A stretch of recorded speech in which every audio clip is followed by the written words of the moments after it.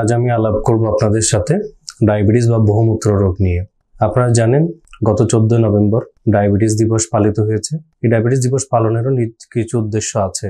Diabetes বিষয়ে মানুষের মধ্যে সচেতনতা বৃদ্ধি করা, এটা নিয়ন্ত্রণের প্রয়োজনীয়তা এবং উপকারিতা, এই বিষয়গুলো সহ আমি ডায়াবেটিস কাদের হয়, কেন হয় এবং কিভাবে সেগুলো নিয়ন্ত্রণ করতে পারবেন আপনারা, সেই বিষয়ে আমি আপনাদেরকে বিস্তারিত ধারণা দিব। আসসালামু আলাইকুম, আমি ডাক্তার মোহাম্মদ আরাফাত চৌধুরী। আমি মেডিসিন এবং ডায়াবেটিস বিষয়ে চিকিৎসা সেবা দিয়ে যাচ্ছি এশিয়ান মেডিকেল সেন্টার এবং পটিয়া নিউরন হসপিটাল ডায়াগনস্টিক সেন্টারে। ডায়াবেটিস বা বহুমূত্র রোগটা কি? নামের মধ্যে আছে বহুমূত্র রোগ, মানে ঘন ঘন প্রস্রাব হবে, মানুষের শরীরে জ্বালা পোড়া থাকবে। যেহেতু বেশি বেশি প্রস্রাব হয়, শরীর থেকে পানি বেশি বেশি পরিমাণে বেরিয়ে যাচ্ছে, মানুষের পেপাসা পাবে, ফিলিং থার্স্টি, বেশি বেশি করে পানি পান করবে, বেশি বেশি করে ক্ষুধা পাবে এবং শরীরের ওজন অস্বাভাবিকভাবে কমে যাবে, দুর্বলতা দেখা দিবে। এই জিনিসগুলো যখন দেখা যায় তখন আমরা বলি ডায়াবেটিসের লক্ষণ দেখা দিয়েছে। এই ডায়াবেটিস কাদের হয়? ডায়াবেটিস টোটাল হচ্ছে 3 ধরনের। টাইপ 1 ডায়াবেটিস বলে থাকি, টাইপ 2 ডায়াবেটিস, এবং আরেকটাকে আমরা ডাক্তারি ভাষায় বলে থাকি জেস্টেশনাল ডায়াবেটিস মেলাইটাস, যেটাকে বলি গর্ভাবস্থা ডায়াবেটিস। টাইপ 1 ডায়াবেটিস কাদের হয়? এটা হচ্ছে আমাদের শরীরে একটা ইমিউনিটি থাকে, ইমিউন রেসপন্স বলে একটা কথা থাকে। আমাদের শরীরের ইমিউন রেসপন্সটা শরীরের বিরুদ্ধে কাজ করে গিয়ে আমাদের প্যানক্রিয়াস নামে একটা অঙ্গ আছে শরীরে, যেটাকে আমরা অনেকে তিল্লি নামে জানি। সে তিল্লিতেই যখন এটা এফেক্ট করে, তখন তিল্লি থেকে যে ইনসুলিন কোষটা নিঃসরণ হয় সেটা কম পরিমাণে নিঃসরণ হয় বা অনেক সময় নিঃসরণ হয় না। তাহলে ইনসুলিন তৈরির কোষটা যখন নষ্ট হয়ে যায়, সেক্ষেত্রে ইনসুলিন আর তৈরি হচ্ছে না। এটা হচ্ছে টাইপ 1 ডায়াবেটিস। টাইপ 2 ডায়াবেটিস কোনটা? যেখানে ইনসুলিন রেজিস্ট্যান্সে দেখা দিবে, অথবা শরীরে ইনসুলিন যে পরিমাণ লাগবে সেই পরিমাণ ইনসুলিনটা উৎপাদন হচ্ছে না। আমরা দেখে আসছি বেশিরভাগ মানুষেরই টাইপ 2 ডায়াবেটিস, এবং এটা বয়স্কদের বেশি হয়। তবে টাইপ 2 ডায়াবেটিস শুধু বয়স্কদের নয়, এটা ইয়াংদেরও হতে পারে। আবার টাইপ 1 ডায়াবেটিস হয় ইয়াংদের বেশি পরিমাণে, তবে এটা বয়স্কদেরও হতে পারে। আরেকটা ডায়াবেটিস রয়েছে, সেটা হচ্ছে গর্ভাবস্থা ডায়াবেটিস। মানুষ যখন গর্ভাবস্থায় থাকে, মহিলারা, তখন হচ্ছে তাদের শরীরে সুগারের পরিমাণ অনেক বেশি পরিমাণে দেখা যায়, তখন তাদেরকে আমাদের ডায়াবেটিসের চিকিৎসা দিতে হয়। আজকে এই 3 ধরনের ডায়াবেটিস নিয়ে আলাপ করবো আপনাদের সাথে। টাইপ 1 ডায়াবেটিসের চিকিৎসা পদ্ধতি কি? টাইপ 1 ডায়াবেটিসের যেহেতু শরীর ইনসুলিনই তৈরি করছে না, সেক্ষেত্রে আমাকে বাইরের থেকে অবশ্যই ইনসুলিন দিতে হবে। এটার চিকিৎসা শুধুমাত্র ইনসুলিন, এটা ছাড়া আর কোনোটাই এক্ষেত্রে প্রযোজ্য নয়। টাইপ 2 ডায়াবেটিসটা কি? টাইপ 2 ডায়াবেটিসে ইনসুলিনটা পরিমাণে কম উৎপাদন হচ্ছে। আরেকটা বিষয় বলে রাখি, ইনসুলিনটা আমাদের কি জন্য প্রয়োজন? আমাদের শরীরের যে কোষগুলো রয়েছে, সেই কোষের খাবার হিসেবে আমরা গ্লুকোজকে দিয়ে থাকি। গ্লুকোজ হচ্ছে কোষের খাবার। কোষ যখন গ্লুকোজটাকে নিতে পারবে, তখন সে কোষগুলো তাদের নিজস্ব কার্যাবলী বজায় রাখতে পারবে। আমাদের বডি এনার্জি পাবে, কোষগুলো এনার্জি পাবে। এই কোষের গ্লুকোজ দরকার। যে ক্ষেত্রে ডায়াবেটিস হয়, সেক্ষেত্রে কোষের বাইরে থেকে, অর্থাৎ রক্ত থেকে কোষের ভিতরে গ্লুকোজগুলো যেতে পারে না, অর্থাৎ সেগুলো রক্তে রয়ে যায়। ইনসুলিনের কাজ হচ্ছে রক্ত থেকে গ্লুকোজগুলোকে কোষের ভিতরে নিয়ে যাওয়া। যেহেতু ইনসুলিনই প্রডিউস হচ্ছে না বা কম পরিমাণ প্রডিউস হচ্ছে, সেক্ষেত্রে পরিমাণ মতো গ্লুকোজ কোষের ভিতরে প্রবেশ করতে পারছে না, যার কারণেই রক্তে গ্লুকোজের পরিমাণ বেড়ে যাচ্ছে। তখনই আমরা এই ডায়াবেটিস দেখতে পাচ্ছি। এই ডায়াবেটিসের চিকিৎসা পদ্ধতি নিয়ে এবার একটু আপনাদেরকে বলি। ডায়াবেটিসের চিকিৎসা বলতে গেলে আমরা বলে থাকি 4D, 4টা ডি। 1 নম্বর ডি হচ্ছে ডায়েট। ডায়েট মানে হচ্ছে খাবার দাবার। আপনি কি ধরনের খাবার খেতে পারবেন, কয় বেলা খাবেন, আপনার খাবারে কি কি থাকবে, কি কি থাকবে না, এটাই সবার আগে। আপনার খাবার দাবারের মধ্যে রয়েছে, আপনি অবশ্যই ডায়াবেটিক খাবার খাবেন। ডায়াবেটিক খাবার বলতে গেলে কি, যেই খাবারগুলো মিষ্টি ছাড়া, চিনি ছাড়া আপনি খাবেন। মিষ্টি এবং মিষ্টি জাতীয় খাবার পরিহার করবেন। আপনি হচ্ছে ভাত কম খাবেন, যেগুলো শর্করা জাতীয় খাবার সেগুলো পরিমাণে খাবেন। প্রোটিন জাতীয় খাবার বেশি পরিমাণে খাবেন।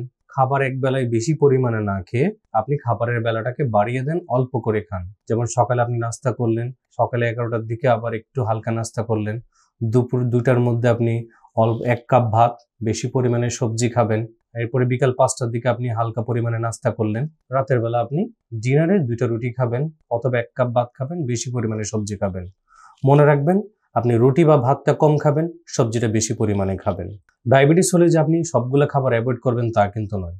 আপনি ফল ফ্রুটও খেতে পারবেন, কিন্তু সেটা পরিমিত। যেমন আপনি একটা মিডিয়াম সাইজের আপেল খেলেন, অথবা ছোট একটা আপেল পুরোটা খেয়ে ফেললেন। আপনি কামরাঙাগুলো খেতে পারবেন, আমলকি খেতে পারবেন, আঙ্গুর খেলে 4টা থেকে 6টা খেতে পারবেন, মালটা খেলে হাফ খাবেন।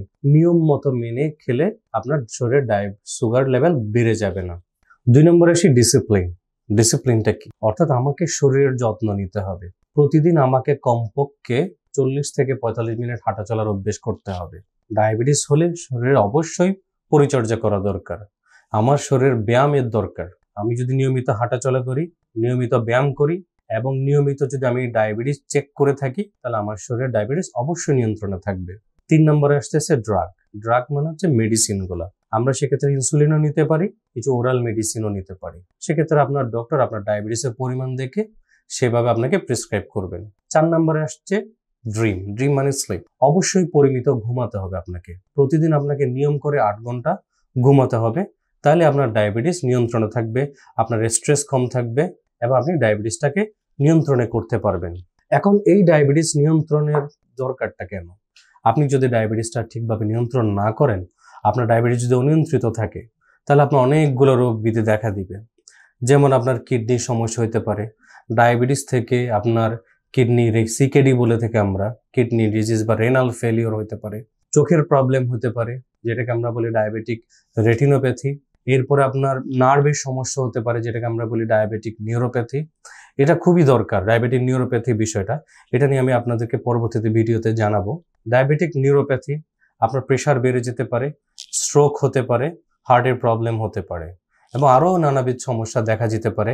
যেমন আপনার শরীরে কোনো একটা ঘা হলে সেটা সহজে শুকাবে না। তাহলে আমাদের ডায়াবেটিস নিয়ন্ত্রণটা খুবই প্রয়োজনীয়। আপনাকে অবশ্যই প্রতি 3 মাসে একবার ল্যাবে গিয়ে ডায়াবেটিস চেক করতে হবে। আমরা যে ব্লাডটা চেক করে থাকি, গ্লুকোমিটার মেশিন বলে থাকি, সেক্ষেত্রে হচ্ছে আমরা ক্যাপিলারি ব্লাড গ্লুকোজটা দেখি, যেটার সাথে ল্যাবের যে ব্লাডটা নেওয়া হয় সেটার সাথে অনেক তফাৎ থাকে। তাই আপনারা অবশ্যই প্রতি 3 মাসে একবার, অন্ততপক্ষে 6 মাসে একবার ল্যাবে গিয়ে পরীক্ষা করাবেন। আরেকটা বিষয় নিয়ে আমি আপনাদেরকে অবশ্যই বলতে চাই, মানুষের মধ্যে একটা ভুল ধারণা আছে, মানুষ ইনসুলিন নিতে চায় না। মানুষ মনে করে ইনসুলিন নিলেই তার অনেকগুলো প্রবলেম হবে, বারবার নিতে হবে, এই ধরনের কিছু ধারণা আছে, আমরা চিকিৎসা ক্ষেত্রে দেখেছি। কিন্তু এই ধারণাটা সম্পূর্ণই ভুল। ইনসুলিন হচ্ছে ডায়াবেটিসের জন্য সর্বোত্তম চিকিৎসা। ইনসুলিনের অনেকগুলো উপকারিতা আছে। যেমন ইনসুলিন আপনার ব্লাড সুগার যেটা বেড়ে যাবে সেটা দ্রুত কমাবে। এছাড়া ইনসুলিন আপনার মেন্টাল হেলথটা ঠিক রাখবে।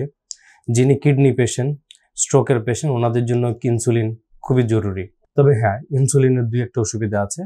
ইনসুলিনের সামান্য পরিমাণে ওজন বাড়তে পারে, যেমন 3 কেজি মতো ওজন বাড়তে পারে সর্বোচ্চ। ইনসুলিনের যখন আপনি ব্যবহার করবেন তখন আপনাকে অবশ্যই সুগার কমে গেলে আমরা ডাক্তারি ভাষায় যেটাকে বলে হাইপোগ্লাইসেমিয়া, সেই হাইপোগ্লাইসেমিয়া সম্পর্কে আপনাকে অবশ্যই ধারণা রাখতে হবে। হাইপোগ্লাইসেমিয়া হলে আমার কি হতে পারে? আমার শরীরে কাঁপুনি দিতে পারে, চোখে ঝাপসা দেখতে পারি, আমার শরীরে প্রচন্ড ঘাম হতে পারে, আমি কথাবার্তা জড়াই যেতে পারে। এই জিনিসগুলো যখন দেখা দিবে তখন আমাকে বুঝতে হবে আমার শরীরে সুগার লেভেল কমে গিয়েছে।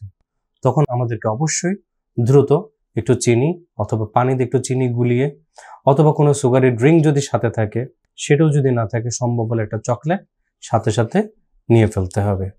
তখনই আমরা হাইপোগ্লাইসেমিয়া যেটা হবে সেটাকে ওভারকাম করতে পারবো। আজ এই পর্যন্তই।